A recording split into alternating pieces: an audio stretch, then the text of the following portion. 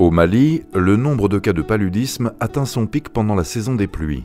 Au cours de cette période de risque de transmission élevé, des milliers de cas sont enregistrés, faisant de cette maladie la première cause de mortalité des enfants de moins de 5 ans.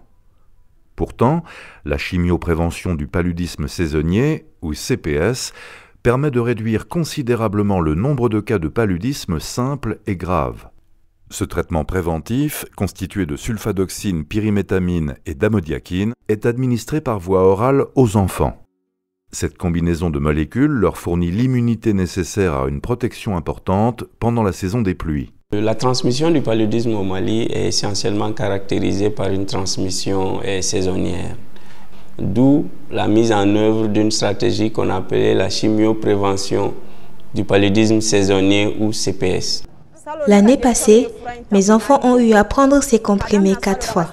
Et depuis lors, ils n'ont plus jamais contracté le paludisme. Avant de commencer à prendre ces médicaments, je pouvais venir 4 à 5 fois à l'hôpital dans l'année, car ils tombaient souvent malades. Aujourd'hui, ce n'est plus le cas. Je suis vraiment satisfaite de cette campagne. Alima et AMCP ont mis en œuvre une campagne de prévention du paludisme dans les districts sanitaires de Kangaba et de Kolokani, dans la région de Koulikoro, au sud du Mali.